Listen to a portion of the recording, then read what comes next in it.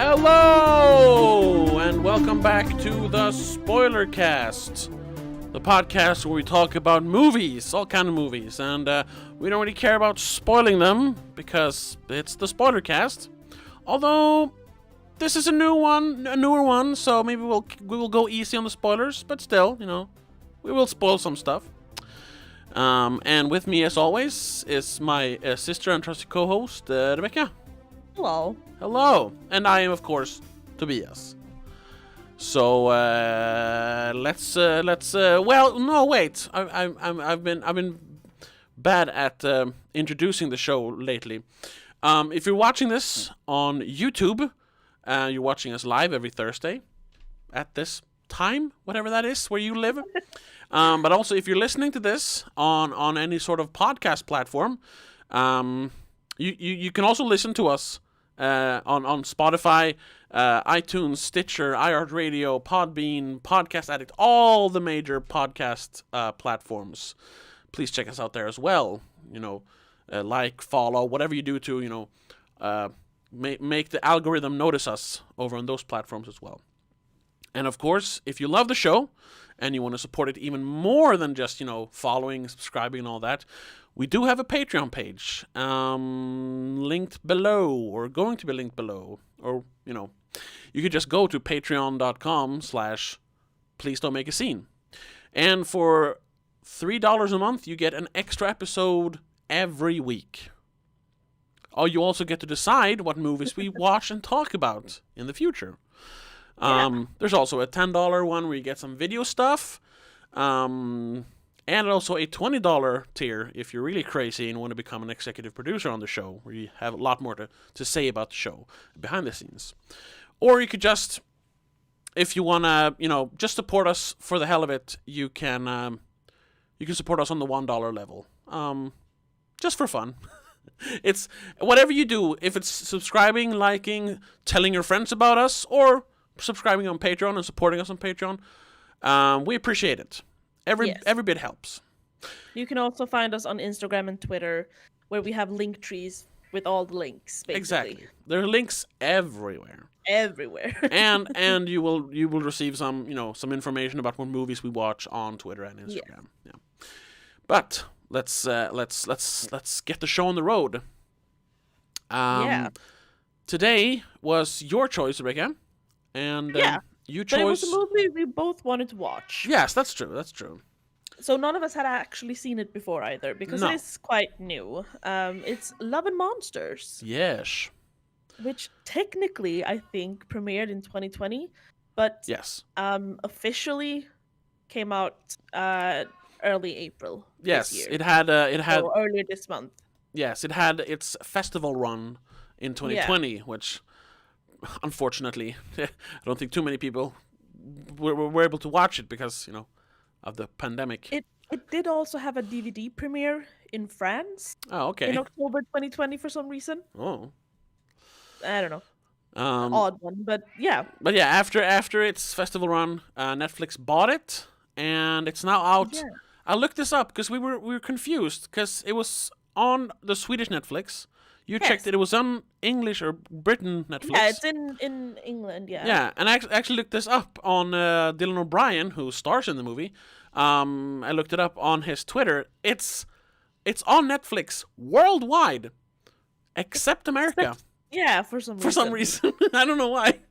Maybe they have a different distribution deal there. It's might be out on Blu-ray or something. I don't know.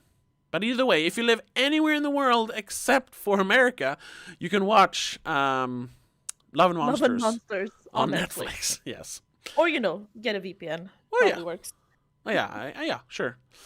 But yeah, since this was your choice, why don't you start us off? Well, I'll start as we usually do then. I'll ask you, what did you think of it? I really liked. Well, I really liked the first 2/3 of the movie. Oh. And then I thought the third act kind of, I don't know, went in a not a weird direction, but in an unsatisfactory direction for me at least. Yeah, it did a bit of a story change almost. Yeah. And I don't know if it's had. I don't know if it was the movie or if it's just me in general. I mean, if the quarantine is finally getting to me, or if it's the weather. It's literally snowing outside my window right now. It's been snowing all Yeah. day in late April.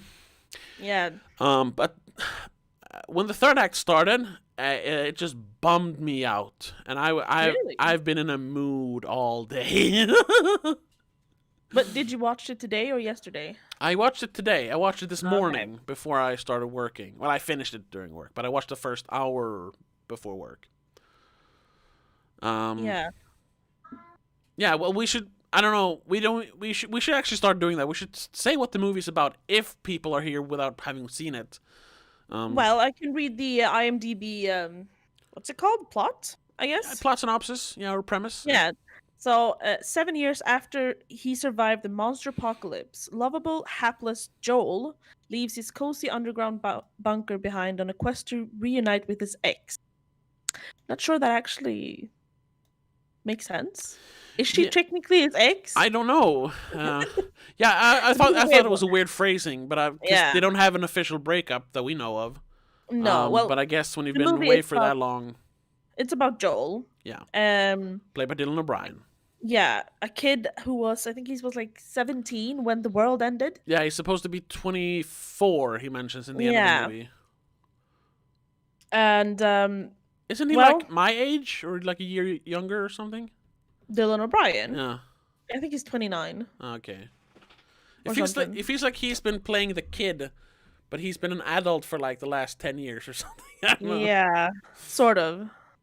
But you know, a lot of actors in the like early 30s are still playing like high schoolers. Basically, Yeah, I know. But so- I mean, it's starting to show on him. He looks older now.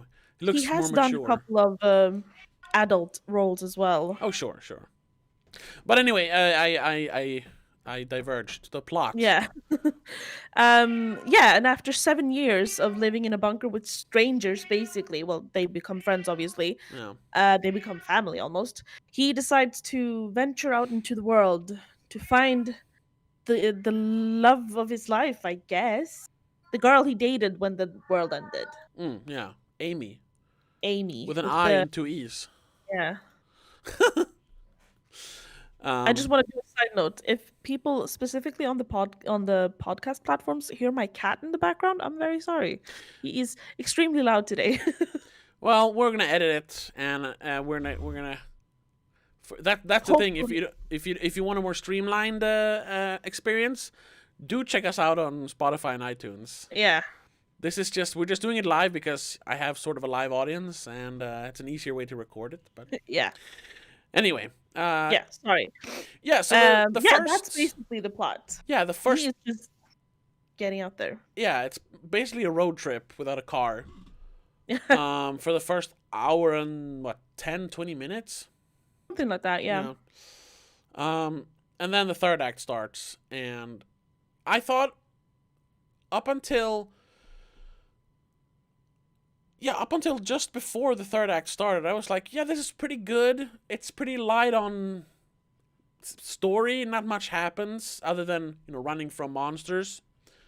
And there's some other characters, but there's not really a great connection to them. He meets them, then they go away. I was like, Yeah. It's all nice, but it's very surface level. And I was hoping for some more, like him coming to realize something during his trip, or it being about something else than just getting to Amy. But then, he does. He finds Amy, and that's where the movie just went off the deep end for me, or whatever you want to call it. Yeah. Because I started to like question the fact that like he can't just show up 7 years later and expect her to have waited for him or whatever. Like, Yeah. and not even knowing up until they mentioned this in the movie, they didn't even have radio contact up until a few weeks ago. Like, for all she Right. knew, Yeah. he could have been dead. And sure, he's like a hapless romantic, but not everybody is that. No, and I mean, he ended up in a bunker where he is the kid. Yeah. Where he's the ninth wheel, so to speak. Yeah. And she ended up in a bunker where she's the only one who can take care of people. Yeah. 'Cause she's the only like young, healthy, strong person amongst a bunch of geriatrics. Yeah, well, they did have other people there. She mentions she had a relationship with someone Well, that's true. That's true. for they don't say how long, but I'm guessing for a long time, because they died the year before, and she's still Yeah. like torn up about it. So, but it's just Yeah. That's because I thought they were gonna find each other, and I because this is the kind of movie, especially since it's a sci-fi movie. It's a fantasy, so I'm thinking like they're not gonna have to do like some complicated thing where oh, she moved on but he didn't, and it's gonna be super awkward. I think he's gonna find her, she's gonna see the grand romantic gesture, and everyone will be happy. I was expecting that because the movie was so surface level up until the third act, and when she then doesn't really reciprocate his feelings because she's kind of moved on, I just slumped over. It's like, God damn it. Yeah, this is the more realistic way to deal with love, but that's not what I expected from this movie, not a and it movie thing. really bummed me out. Like, Well, so he braved the monster wilderness for 7 days for nothing.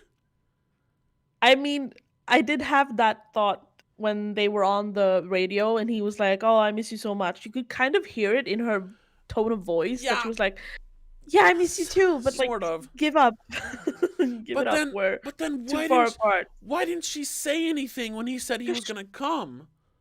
well, he didn't. He didn't tell her that. She didn't. He didn't. No, he was gonna tell her, Okay. but then the radio cut out. So he tells his bunker family that like if she contacts you, tell her I'm on my way. All right. Okay. I guess. So that's why he says when he meets her, he's like, maybe I should have told you I was planning on coming. She's like, But yeah, maybe you should have.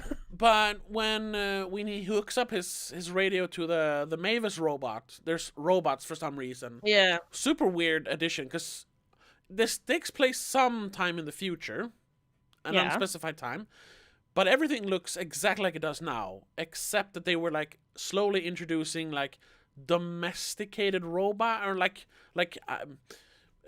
Household robots. servant droids, household robots. Yeah, thank you. Yeah.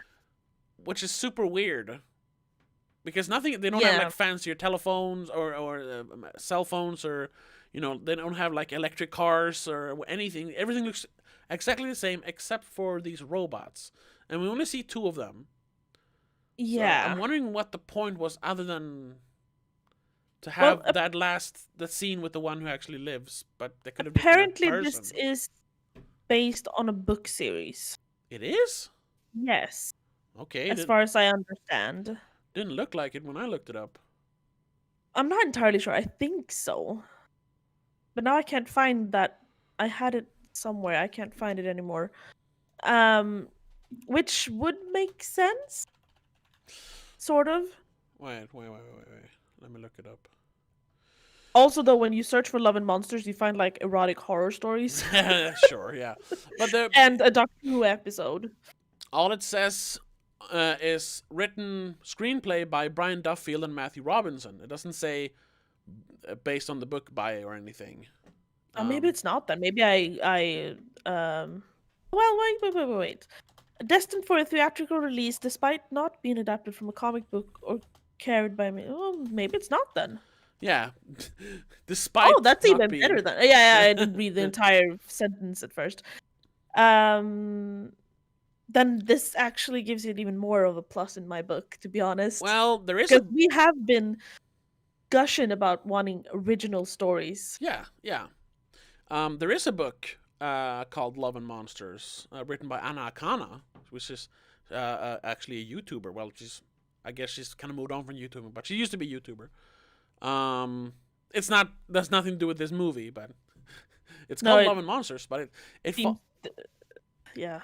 follows Heather Bateman, a girl who has suffered from schizophrenia all her life, but has only recently been diagnosed. She tries to socially recover from a very public mental breakdown with the help of her best friend Ren and a strange new boy who calls himself Nex. So yeah. Yeah, no, that's not the same. No, and neither are the ones that are about naked women and monster underwear. Yeah, no. Anyway, where were we? Yes, the kind of realistic depiction of the complexities of love. The fact that he seems to be he's more of a romantic. Definitely. He's also not really had an opportunity to like move on because like he says, yeah, he's the third wheel. There were 9 people in that bunker where he ended up, and there were 5 guys and 4 girls. Everyone Yeah. everyone got together, hooked up, even had a baby. And Even when one guy died, he didn't get no. Someone dies. I don't remember if it was a guy or a girl, and he still didn't like have a chance with anyone. It's like well, that yeah, no, they when you mean the who dies when they are attacked in the beginning. no. They mentioned like someone passing, and that's how I don't remember the names. Carol and Sean got together or whatever. Oh, okay, but then it feels like what? But then they should have So he been still equal. didn't have a chance. All right, or whatever. Yes, he. Either way, he's always been seen as the like the kid, the younger brother of the group, sort of. Yeah. It's a bit of a So I guess well, yeah. that's why he held on to the thought that maybe she's out there waiting for me, because Yes. he's kind of forced to wait for her. Yeah, he's not got a chance with anyone else. So what else is he supposed to do? Of course, he's gonna like dream of meeting up with the girl that he was dating that summer, that great summer they had just before the world ended, Yeah. literally. Uh, but yeah, she is not romantically entangled with him anymore. No. And it's just the hugest bummer. Like I said, Yeah. it sucked so hard. And then her colony is they're about to move on. They're gonna go on a boat with some people who came there, Yeah. who turns out to be pirates, basically. Yeah. And the ending is this like huge action scene where there's not really been much action before that. There's a little bit when he fights some monsters, but not really. That ending There's a fight is couple. yeah, I said that, but not Yeah, really. They're not. They're yeah. like a minute long together. Yeah, I guess. Um, so that was kind of weird. And she goes from we don't know anything about her, and she's, from what I understand, been stuck just like him in a bunker for Yeah. 7 years.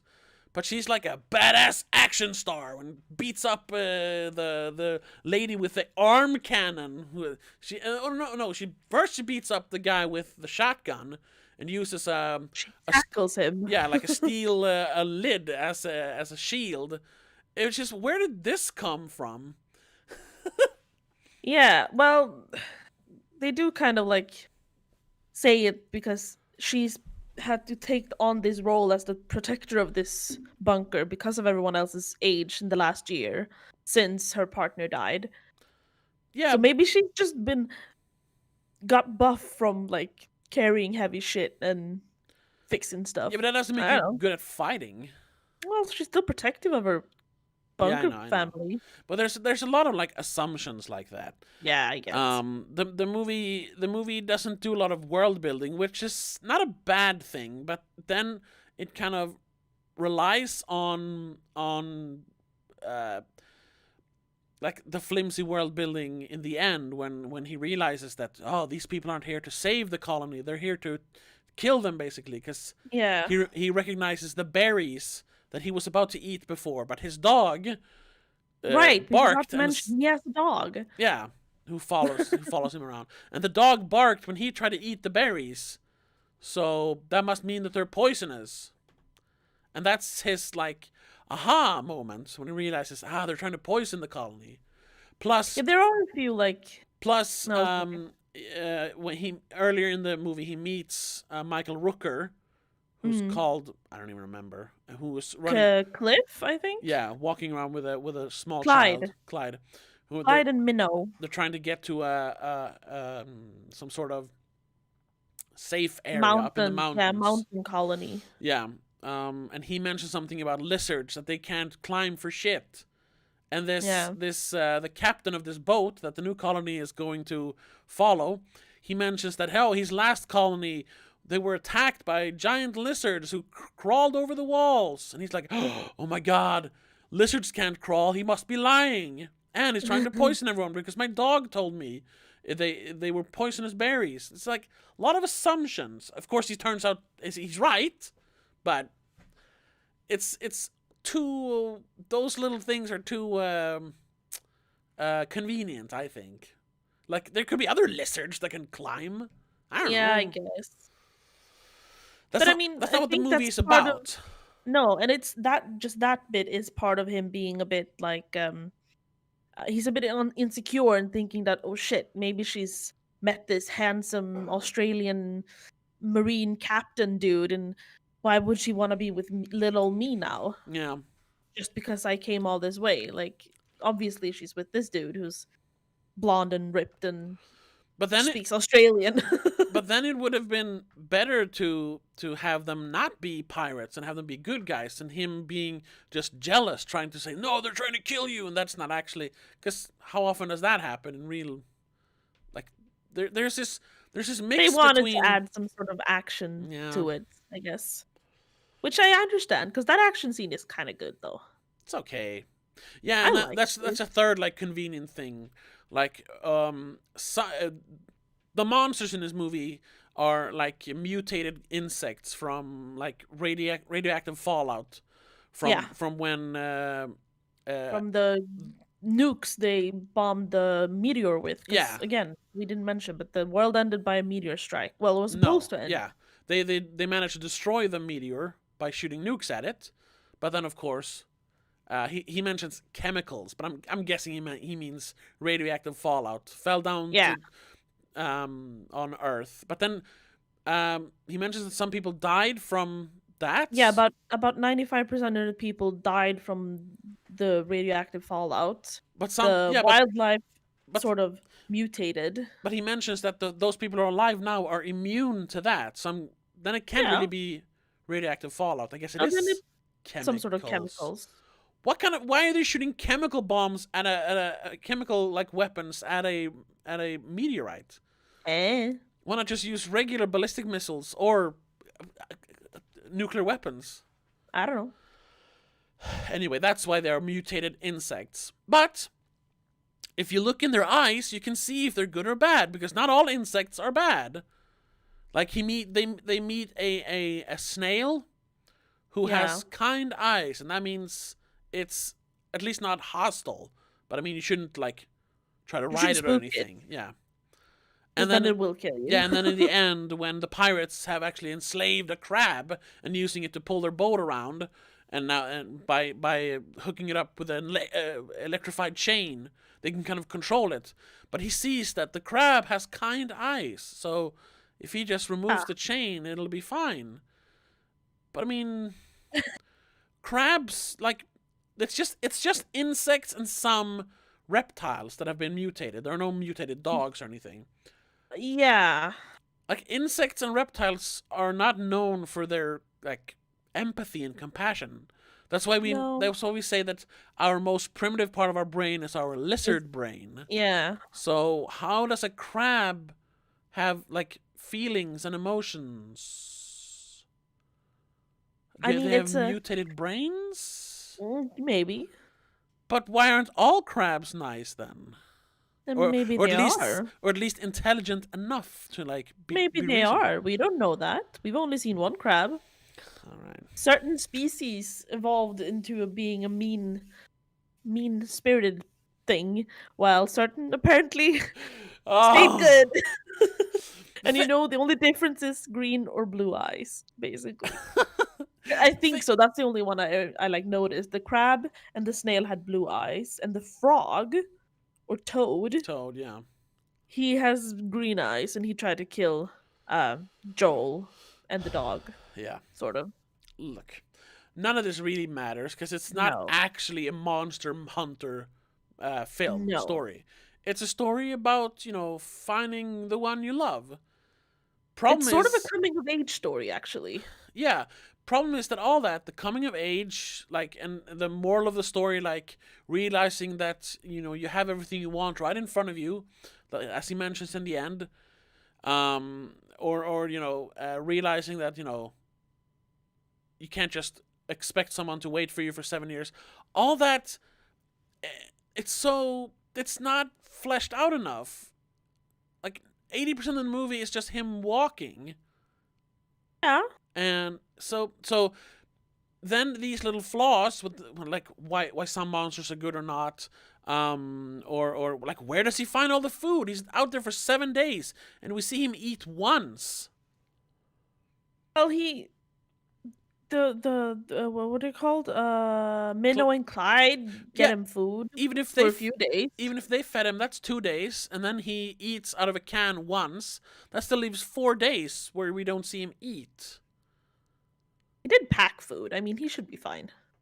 He Yeah, I packed mean, for about yeah, 7 days because they tell him it's gonna take about 7 days. yeah, but I mean, like, those little details wouldn't matter if the rest of the movie was actually like engaging, but it isn't too much, and I didn't think so, at least. I think you're kind of overanalyzing things. No, yes, I am, because there's nothing else to hold on to. Like, if there was a great love story, if there was a great, like, him coming to some great understanding during the trip, I wouldn't care about those details. But now it's just him walking and saying like, "Oh, I wish I could get there faster," or "Oh, I'm so alone." And there's a little bit of like, well, we get a backstory to why he is not good at monster fighting, because he freezes because he saw his parents being crushed by a giant beetle. That's why he freezes whenever he sees a monster, because he's got PTSD. Yeah. We get a little bit of that. We get like one scene before the apocalypse with him and Amy. We get like 10 minutes, if even that, with the other people in his bunker. Like, we have nothing to, or very little to, like, I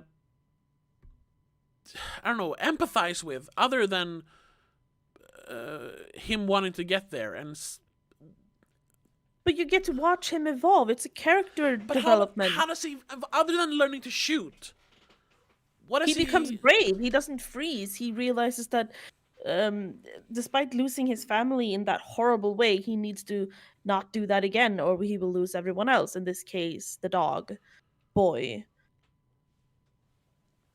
And then when he gets to Amy, he realizes that all of this was just something that made him realize that maybe I should stay with my new family. I shouldn't strive after other things. Yeah, but just his new family barely said 5 words to him in the movie. You do get the sense that there is a previous relationship build up between them. Sure, yeah, because they live together, but the only thing they say to him is, "Stay behind. You can't fight." Or, "Oh, don't leave. We need you. You're good at cooking minestrone and milking the cow." There's no rapport between them. There don't seem to be any chemistry. They just seem to be annoyed by him, and then they're kind of like, "I don't leave. Oh, whatever."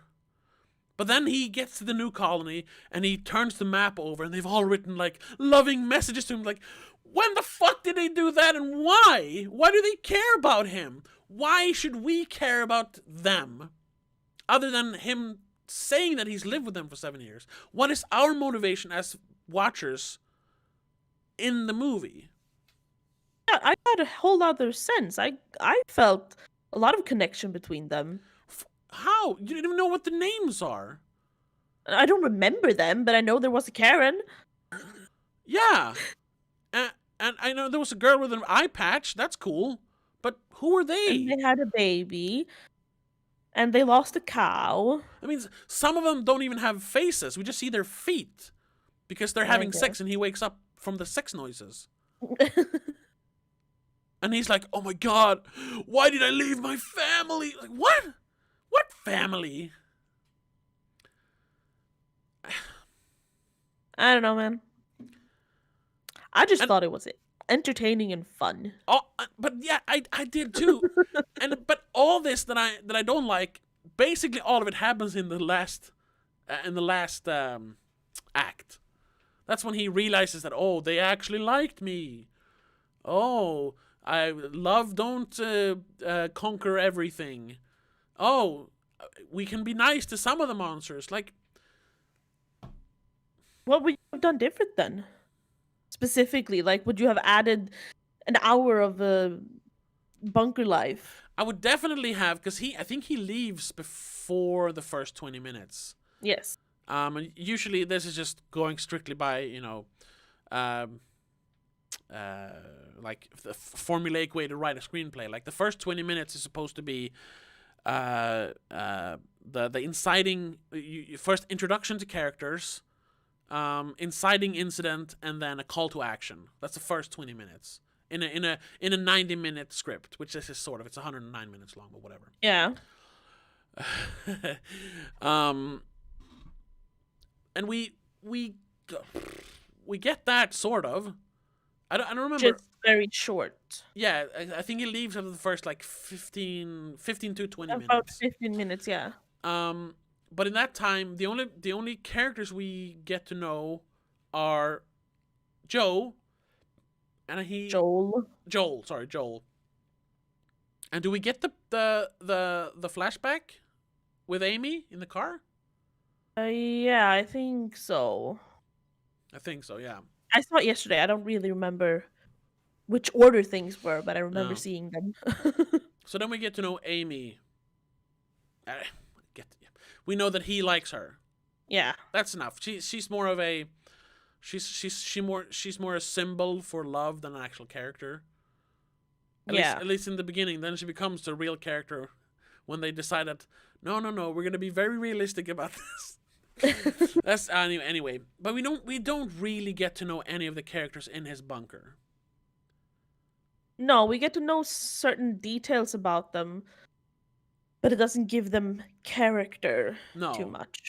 So, and that's why it feels so weird when he in the end says, "Oh my God, they were my family all along." Like,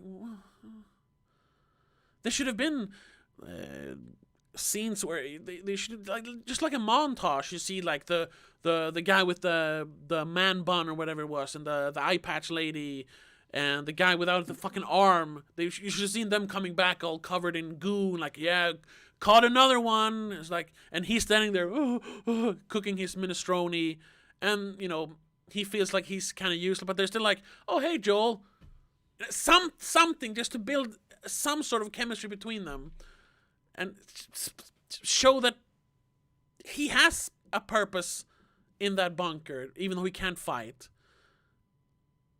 But sure, maybe they say, yeah, you're great with the cow, because... and your minestrone is awesome, but that's like a joke. Yeah. I think that's kind of the point, though. That he's a joke? No, but that he's supposed to feel like they don't take him seriously, and that's why he's like, well, fine, I can leave, you don't care. Because if he had that clear relationship with everyone, and you could see that the people actually cared about him, then no one would, everyone would be like, why are you leaving? Even the audience would be, why would you leave? Because the love of his life is 80 miles west. Yeah, but is that really worth it after 7 years? Yes, because that's how they set it up. The love conquers all, just to tear that down in the end. Yeah, and but if you build up his relationship with the Bunker family before the love, then you kind of feel like, no, maybe he should just stay with the family. Yeah, but that's the point. I thought that was the point. That was the point. He's supposed to realize that after he's grown as a person. Yes. Not before he leaves. But for him to realize that, and for us to be able to realize that, we must have some sort of connection to the characters to begin with. I think you got enough. All right. I really didn't. They're literally, when he's leaving, they're like, okay. Please, no, you can literally see one of them crying. Oh, okay. I guess I missed that. I just saw, oh, no, don't leave. That's the only thing your minestrone is great. No, the lady who gives him the map. And then the guy who says, oh, this sounds kind of like ridiculous when I say it. Yeah, exactly. So you Yeah, might as but well go to be with her. I think it's Karen who gives him the map, and you can see after she's given it to him, she goes to the back of it all and she hugs the eye patch lady and cries. Well, yeah, I saw that, but they didn't seem like they were like crying or anything. She was. All right, okay. I guess I missed that. But still, imagine if him leaving actually like made it made you feel something like, oh no, he shouldn't leave them, but he has to because Amy. And then you would, I and then did you feel anything like no don't? No, I felt more excitement. Like, yes, he's gonna go out there and prove himself. Yeah. Which is also a fine reason to go out there. Sure, yeah, sure, but then the message can't be that, oh no, they were my family. But that's not the message. The message is that he grows as a person and realizes what is important in his life. What is that? Well, in this case, family. But And but he has to have this journey to grow up but to be family, able to be.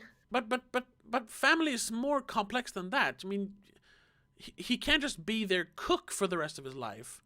No, but now he A won't man's be. got to bust. Yeah, but now he This- won't be because he has had the moment. He has had the opportunity to grow up, to show himself, prove himself. Now he can contribute in a real way to his bunker family. Now he can go out and hunt. He can show them what to do and where to go. But there's not gonna be any more people in the bunker. I mean, now there's because they do leave at the end. But if he Yeah. would have just stayed, they would have just been those 9 people, 8, because one guy dies in the beginning. Like, The goal is to get out of there. no, that was never the goal to begin with. That But that's becomes the goal in the end. Yeah. He finds out that you can actually live on the surface. You can go out there and start living your life again, and don't have to be stuck in this bunker and just live with these 9 or 8 people. Well, 9 with the baby, I guess. Ugh. Story kind of evolves as time passes. When he evolves, No, it evolves when he flips the map over. He doesn't care about them until he sees that message.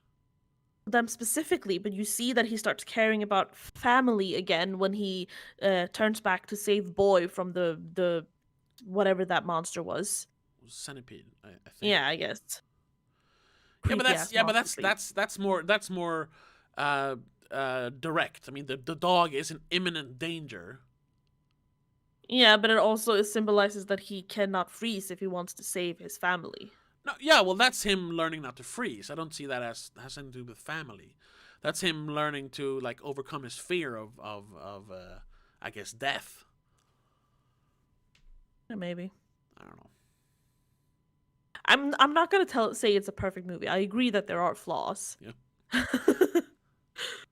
But I am very happy that it is an original story. Oh, sure, yeah. You seem a bit.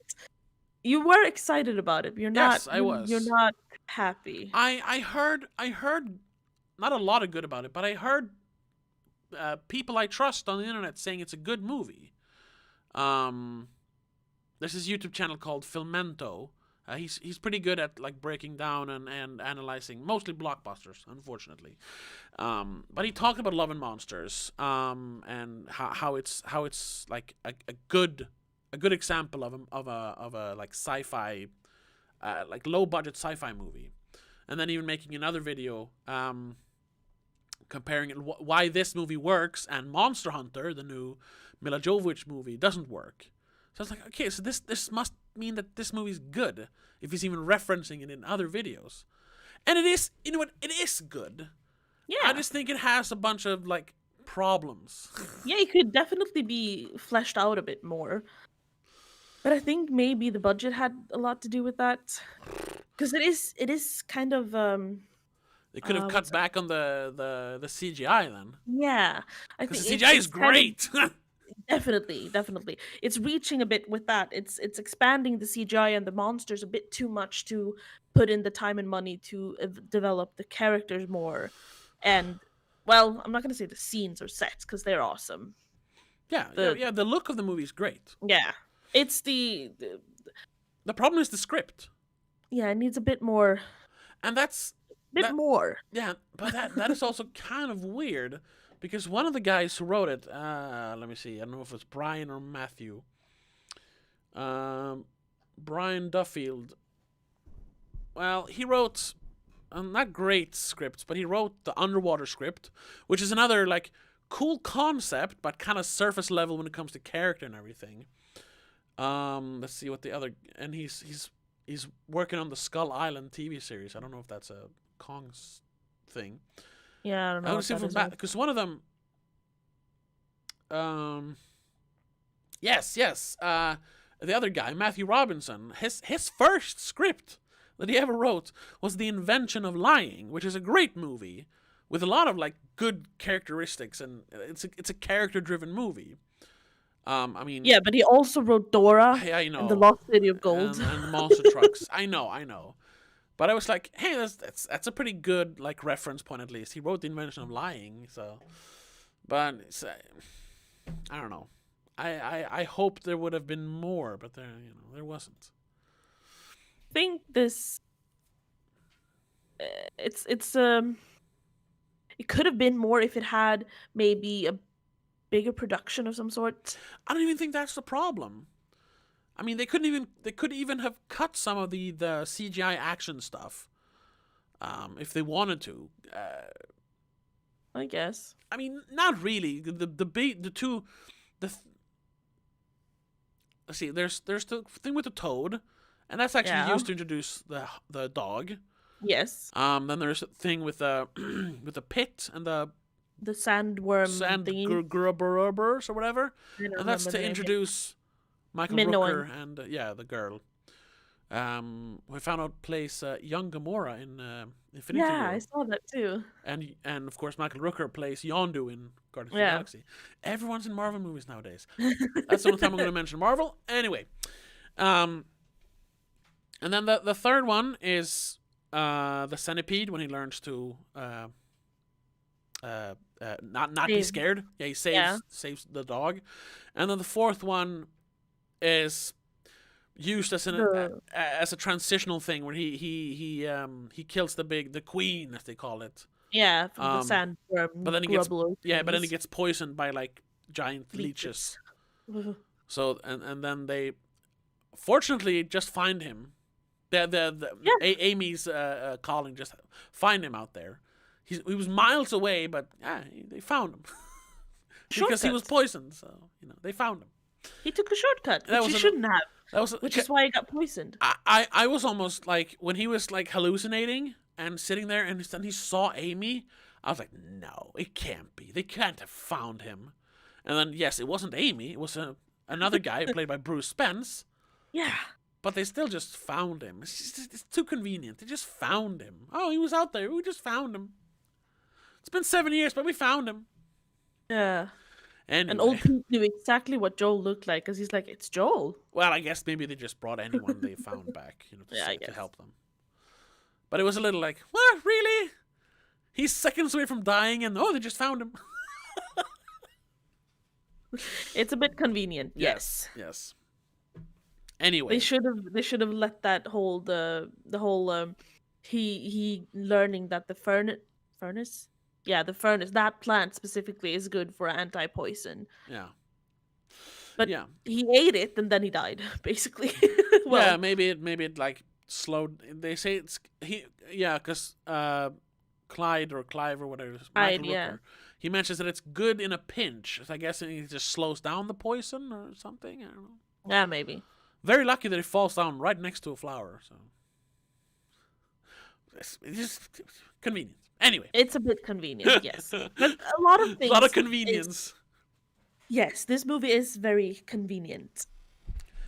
And that would have been fine if we just got to know the character a little bit more. The characters. I guess. Then you don't have to like focus so much on all those little bad like silly details. I guess.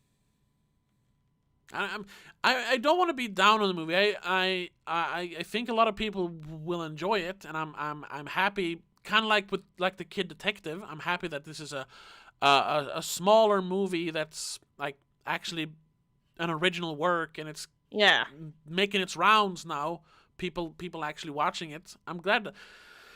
I'm happy to recommend it that way. But like, if I had to like rate it or something, it's like a strong 6 out of 10 maybe because I of all the guess. problems. And then and then I guess I'm a little. I don't want to say. I don't know if I'm biased, but it was just not. The ending wasn't what I hoped for. But then that shouldn't mean that doesn't mean that it's a bad movie. No. Just because I didn't like the ending, that doesn't make it a bad movie. No. No. I think the ending though is a bit almost too much of a not a cliffhanger, but like it feeds into the possibility of a sequel, and I don't Yeah. think it needs a sequel. No. Cause then it's just gonna be about world building. Yeah. And Yeah, because this one he had a mission in this one at least. It yeah. was to get to point B Yeah.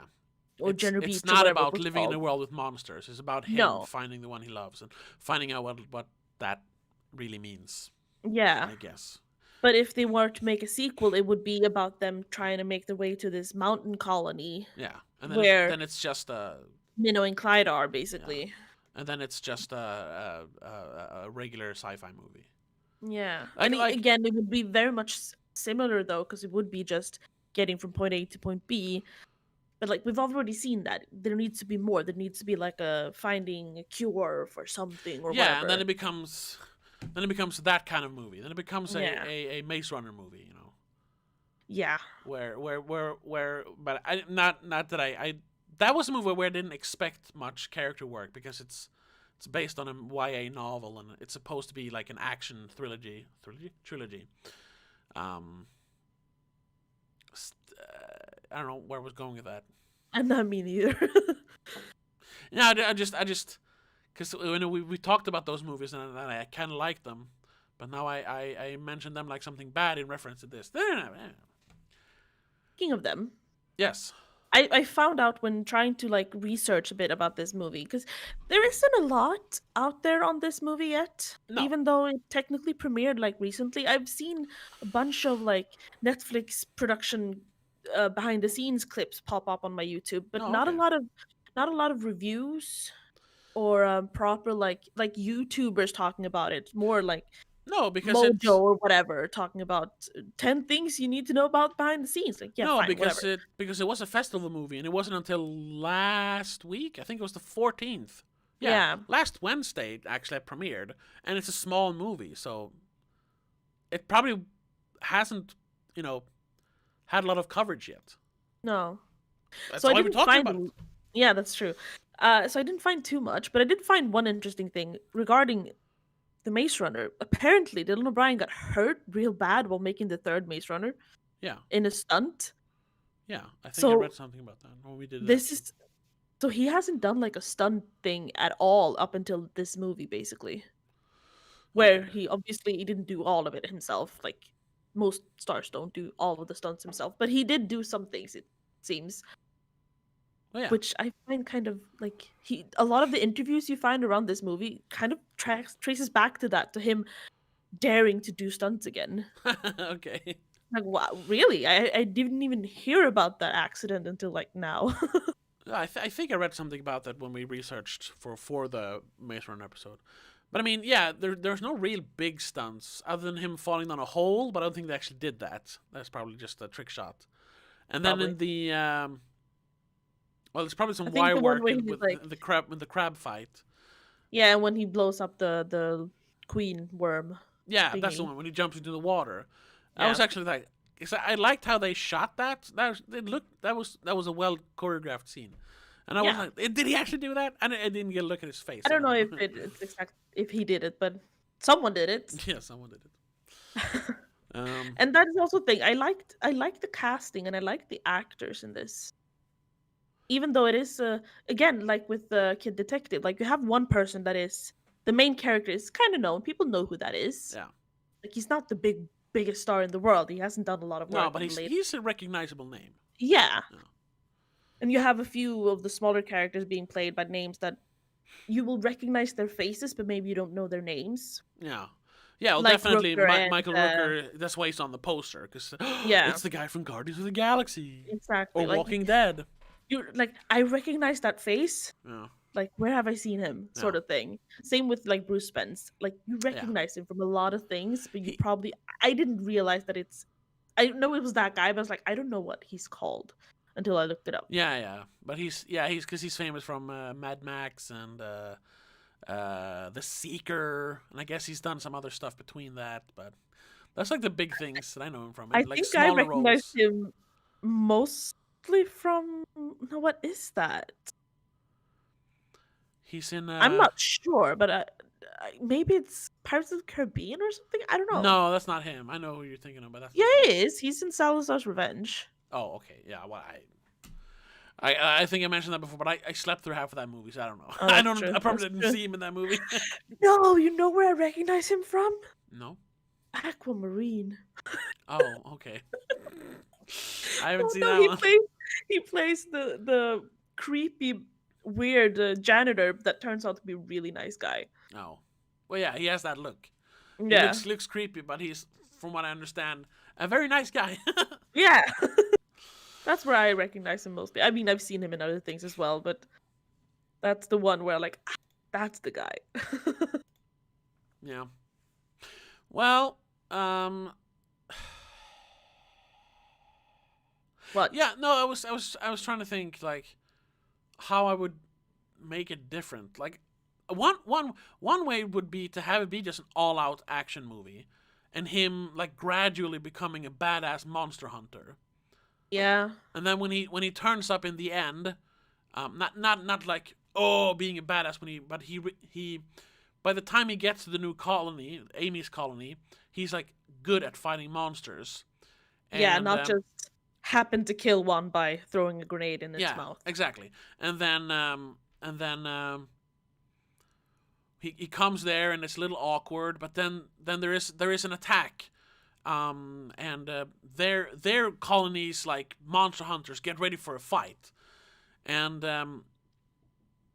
he's like, I can help you, but stay back, kid. You're not made for this. And he's like, no way. Yes, And I he, am. yes, and he goes out and helps them, and he saves the day. Yeah, and it should have been the monsters that are the bad guys, not some random humans. Yeah, but I think we're going for some the classic zombie movie, like the zombies aren't the bad guys, it's humans. Yeah, but you didn't really need it for this one. Exactly. Because that's the only thing I find kind of not annoying, but like the only thing I really didn't like about this movie was the fact that they added this the humans are the issue kind of thing. Because no, we know clearly like the monsters, the overgrown ants are the issue. They have taken over the world. They have made themselves they've kicked down the humans from being apex. Yeah. So they need to like humans need to take back the planet. Yeah. So don't fight each other, fight the monsters. Yeah. So that would have been a better end fight, I guess, or bad guy. Yeah. Maybe have a bunch of crabs attack the colony then instead of or, having or nice yeah, crabs. something. Just Something, let yeah. him prove himself. Yeah. And have like an arc for his character more than a few scenes. Do it. Yeah. Have be a gradual build up. Or if you want to go like super dark, post-apocalyptic, like human interest story, not human interest, but human story. Yeah. Have him meet more people, like realize that, oh my god, there are surface communities out here. Yeah. But they're like these horrible like thieves and murderers and Yeah, play out that thing about did you steal food? yeah, which is Develop it's that. just a joke in the movie. Everyone thought he stole food because he left his colony. That's the only reason people get up on the surface. Yeah. But we haven't met anyone who steals food. No, So we don't know that. no. That's Except why it's for when just a people running joke instead Yeah, of but an they actual couldn't- world building thing. That could have also been fleshed out, I guess. They would have added to it. Yeah. And have him realize that, what then it's kind of hard for him to then you can't have that. Oh, family is important, but then it would really be that when he reaches Amy, he realizes that there's some good left in this world, basically. Yeah. Because he saw all the bad that humans do out there, but here he has a chance to make a difference with Amy. Yeah. And then you can also have them, even if you want to play up the complexities of the love stuff, eventually fall back in love or something. Here they hint at that, but we never see it. He says, I'm going to leave now. I'm like, why? You just came, you're going to leave for these people? That was also so annoying, once again, because I didn't feel a connection to his colony. I was like, even if she's not in love with you anymore, why leave? Yeah, why not stay and try to work on it? Yeah, or help them get to the mountain community. Yeah. But then he leaves, and she says, I'll find you. I'll find you, like, or whatever. So, but so you'll find him. So are you? Is that love, or is it just that they're friends? Or no, that's love. That's the callback to the beginning when they drive home after the sirens go off, and he's like, "I'll find you." She's like, "You better." Yeah. And then he's like, "I love you." So that is their. But that doesn't make sense since she's fallen out of love with him. Well, she thought she did because she hasn't seen him, but then she sees him and she's like, maybe I do love you still. And then they have this emotional, she's afraid she's going to lose him, and she's like, oh yes, I do love him. But it's still awkward when he leaves. I didn't feel like, oh my god, they do love each other, other than him going back to kiss her.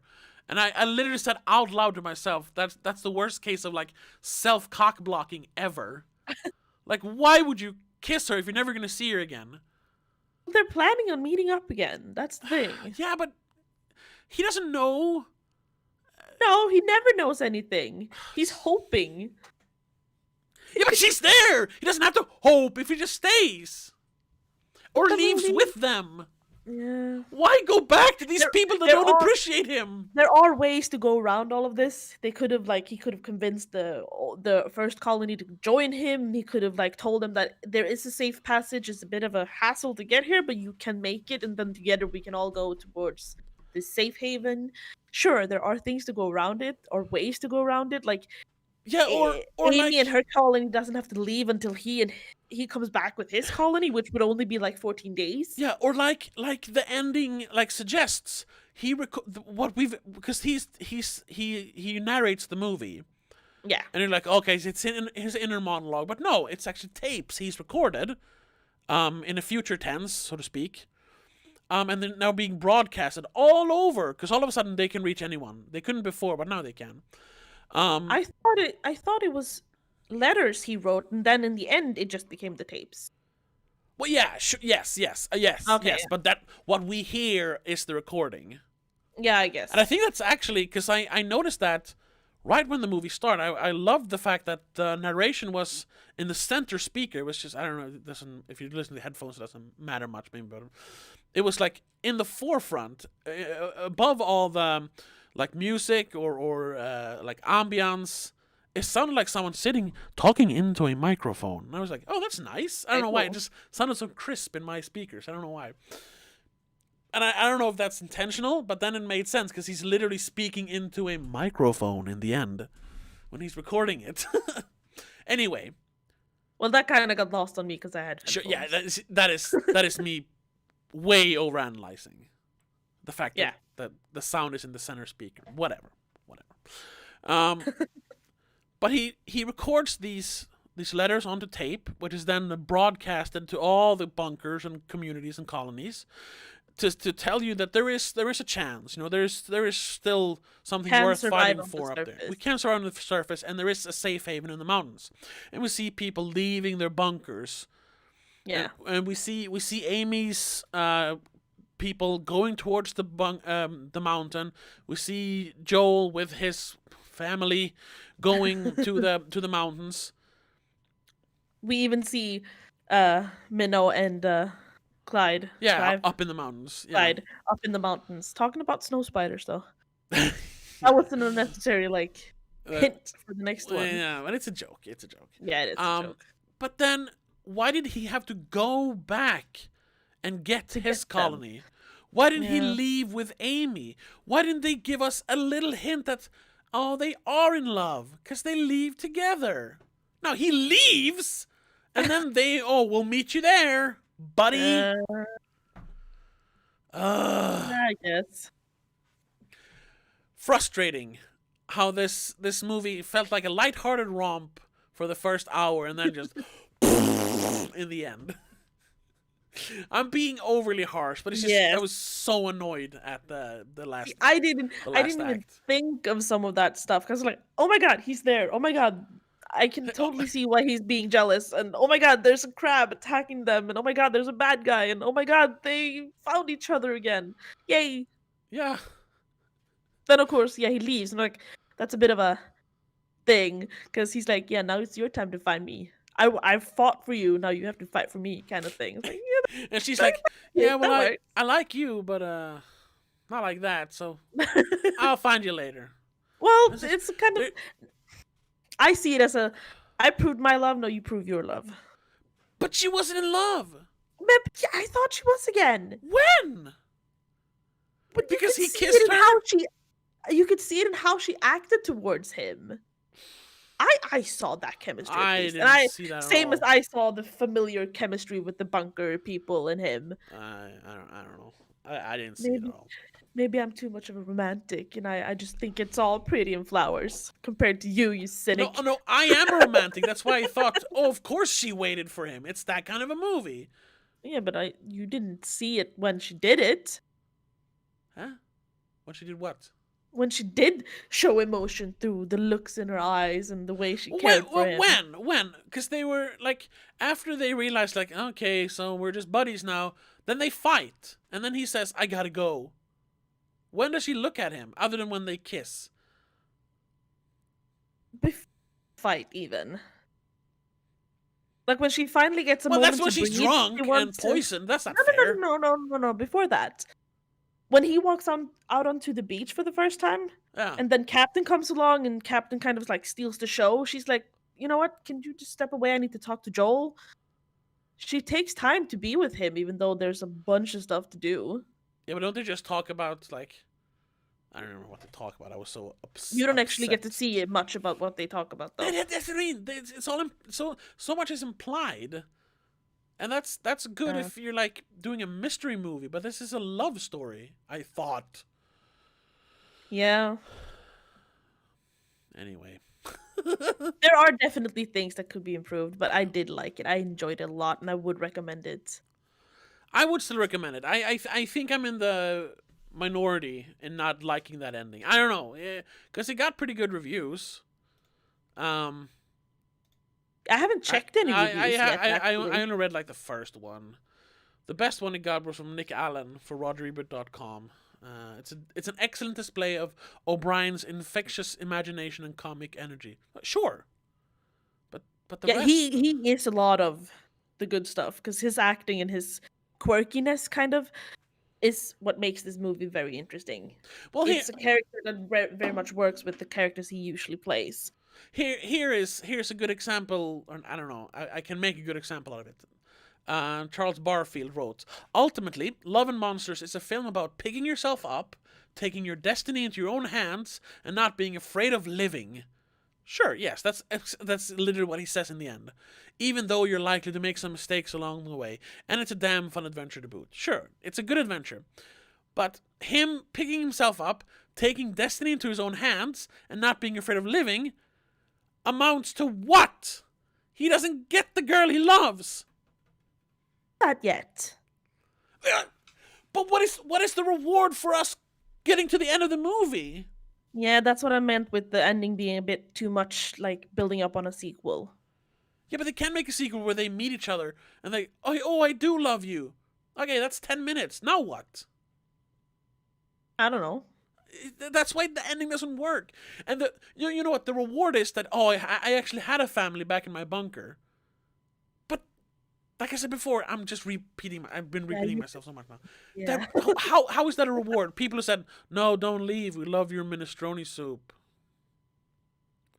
Oh, yes, I love those people. They're so wonderful and they're my family. Are they?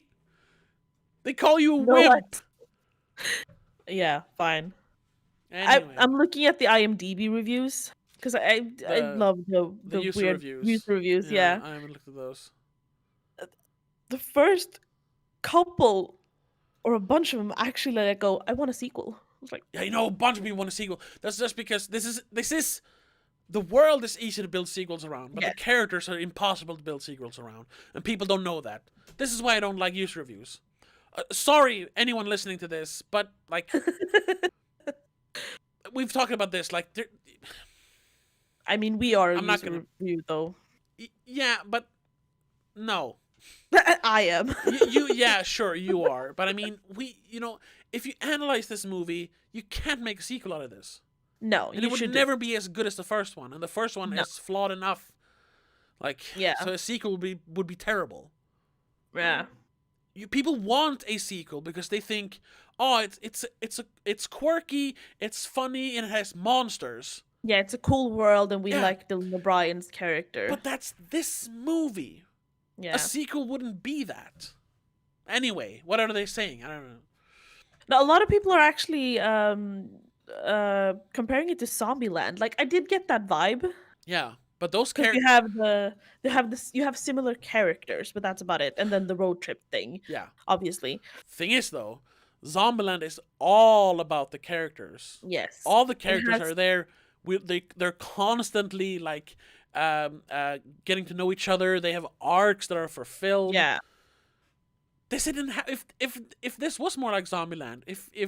If Minnow and Clyde joined him, and Yeah, that would have also made more sense. that Like, would have made more sense if he said, I had a family, Clyde and Minnow, because they actually seem Yeah. to like him. You remember when she had trouble showing emotions, but then she hugged him out of nowhere because they were getting to know each other. Yeah. They were bonding over like fighting, teaching him and to she totally had a crush on him.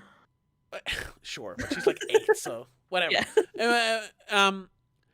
Like that would have made more sense if he like looked in his monster manual and saw that Minnow wrote like, "Don't you die on me now" or something. He was like, "Oh, Yeah. I had a family, not the Or bunker the bitches." needle through water thing or something. Yeah.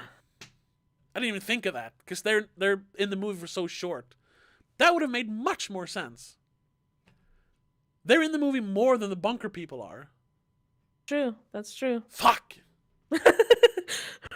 Well, everything you said, just switch it out for they should have brought Minnow and Clyde.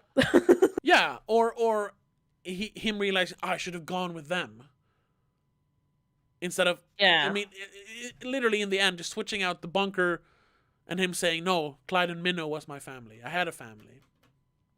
I mean, they kind of imply it, but they don't say it clearly enough that he will go to the mountains to find yeah. Minnow and Clyde. Oh, sure, but he has to bring his family. They're Yeah. more important. Clyde and Minnow is just because it's just that they're over there in the safe space or the safe area. Yeah. They should have been the emotional like anchor in the movie, or they should have Yeah. become the emotional anchor after he realizes that yes, love does not persist after 7 years apart. But I had love, I had companionship with them. Oh God, that makes so much sense. What? Yeah. Why weren't they the center, like the heart of the movie? Ugh. Now I'm like scrolling through some of the user reviews, and most of them are like 9s and 10s. yeah, 'Cause people yeah. are pure entertainment. It's so fun to watch. Sure, it is. Yeah, it's very light. It's very easily digestible in a good way, not in a bad way. In a good way. It's stupid, fun adventure movie, which you don't need to. You don't need to I wouldn't focus call it too much. stupid, but yeah, sure. You know what I mean. Yeah. Like, you don't have to like read into the details and focus too hard on it. You just have to watch and enjoy it. A fun, entertaining post-apocalyptic rom-com with the cutest dog ever. Yeah, the dog gets a lot of love. But then you have the people giving it like 4 and 3, but they're all complaining about other people's reviews of it. Oh. So they're not really complaining about the movie. They can only say like it's not as amazing as people say. Okay, but what didn't you like about it? So I don't know. Let's see some bad ones here. This is the lowest one. I mean, the first one I gave it a 1 out of 10. Another worst film, full of boring conversation. Oh, okay, really? Okay. And super annoying overuse scene, not recommended. Okay. Yeah, no. I don't know what that means. I don't know what you mean. And that's why I prefer critic reviews. Now, there's more here. Yeah. But we're not going to read the whole thing. I was out after the intro. That's not fair. What's wrong with the intro's fine. Yeah. What is this? What is this? Oh, that's actually what it's called. What is this? One of the worst movies I've ever seen. Garbage, all caps. Why do they keep making all these sci-fi movies? I mean, if it ain't a Marvel movie, it's this crap. Well, this is better than a Marvel movie. Yeah, it is. Yeah, well, again, user reviews are kind of you get everything. Yes. Because everyone is entitled to their own opinion, sure. Yeah, but there are but ways their opinion doesn't have to it. matter. There are ways to look at art and movies that does have like context to it. You can't just say that you liked it because you liked it. You can't just say it's bad because you think it's bad. There has to be more to it. Why? You have to be able to Why explain. did you like it? Yeah. Why was it bad? Yes, exactly. That's what we do here. That we try at least. We try. Yes. I'm not as good at it as you, but I'm working on it. A steaming pile of shit. That's a bit harsh. Yes, very harsh. A horrible movie. I really hated every moment of it. No original content. Full of scientific flaws. Oh, I agree. But it's plot holes. But the worst of all, a really hateable main character. What? What's hateable about him? I don't know. He was fine. I did like this one, the 1 out of 10. Yeah. Which are the monsters? English, first of all. An annoying lead character shares a bunker with a load of unlikable people. I couldn't wait for the so-called monsters to eat the lot of them. Yes, I agree with that guy. Yeah, but you still know who the monsters are. Yeah, yes. They are monsters. They're not so-called monsters, but yeah. That person gets it. These are not people we should say, "Oh my god, they were my family." No, they could have added a couple more minutes of building that up, sure. Oh, anyway. But I think it's okay. Yes. And I will definitely. I was trying to get my boyfriend to watch it with me, but he didn't want to. He wasn't feeling it on a Wednesday.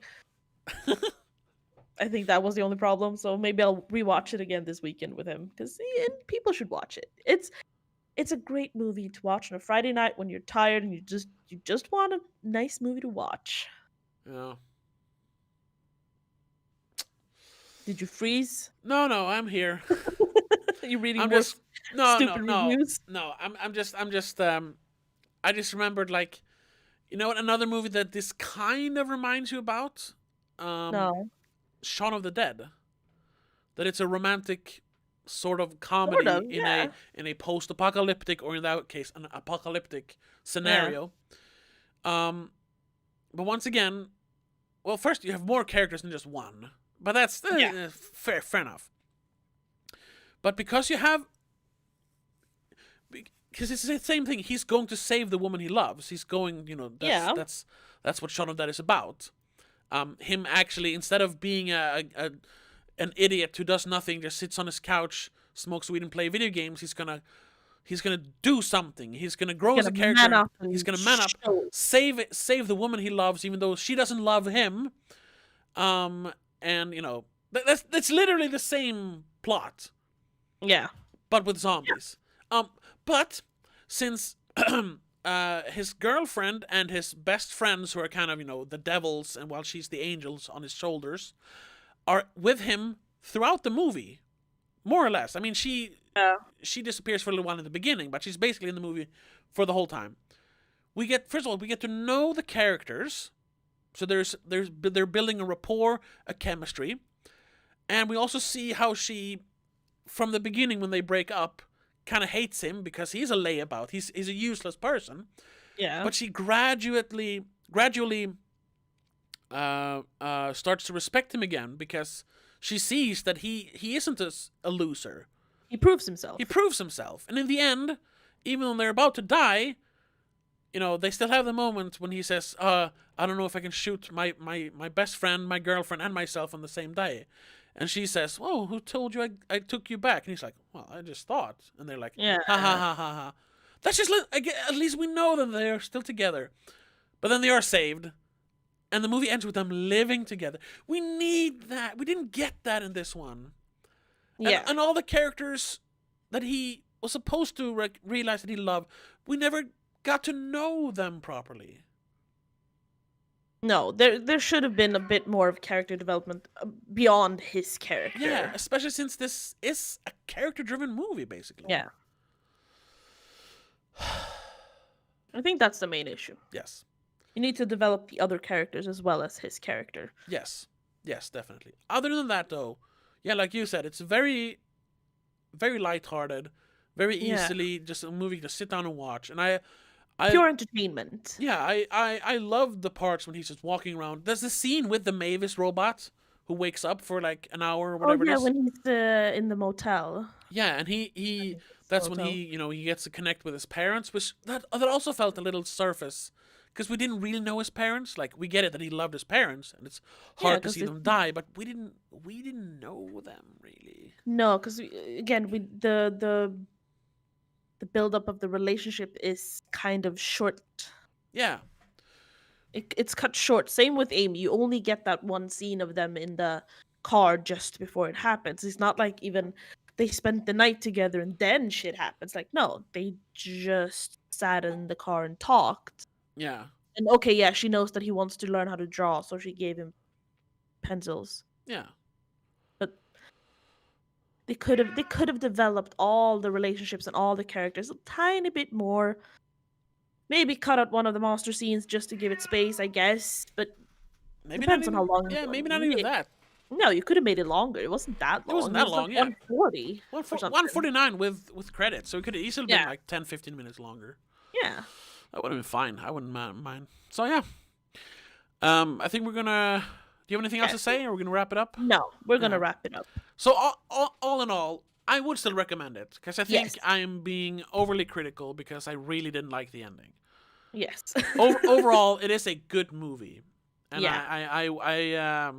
I wish they made more movies like this, just with a little better script. if this was something that people would actually like, if you know that people would go watch this, then more people would aspire to create things like this. They wouldn't be afraid to not be able to make a movie like this. Like, they wouldn't have to be like, oh, it has to be Marvel or I can't produce anything. I can't get anything sold. Exactly. So definitely, now that we spoiled everything, if you still want to watch it, please watch it. Our attempt to not spoil kind of failed right away. Yeah, sorry about that. Because all the big problems are with the ending. So sorry, but it's still enjoyable. Watch it. The CGI was great. The somewhat action scenes you have is kind of great. Yeah, actually, the adventure parts are fun. Yeah.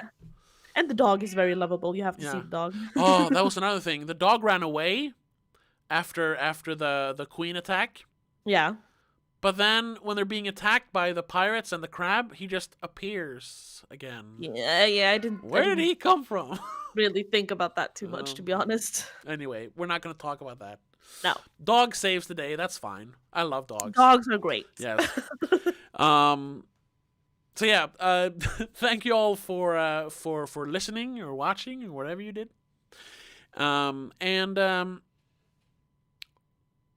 I'm not really sure what we're gonna do next week. Damn it, I had an idea, but now I don't remember. Yeah, I don't know yet either. It's your week, but I guess for the Patreon we might continue with the monsters of some sort. I don't know. I actually don't know. I had an idea. We'll have to talk about it off air. Yeah. Well, we'll post about it on Twitter and Insta. Exactly. Follow us on Twitter and Instagram for updates on what we're going to talk about next Thursday. And if you're one of our patrons, what we're going to talk about this Monday. And if you want to hear those Monday episodes and get a bunch of other stuff, commentary tracks and video exclusive videos, check us out on Patreon. For as little as $3 a month, you can support this show and help us grow. But if you just want to help in a more general sense, like we said, subscribe on YouTube, follow and like and 5-star whatever on iTunes, Spotify. Share and all that. Share. Tell your friends about this if you liked it. Help us grow this podcast. But that's going to have to be it for this time. Thank you so much for listening, and we'll see you in the next one. But until then, have a good one. Bye. Bye.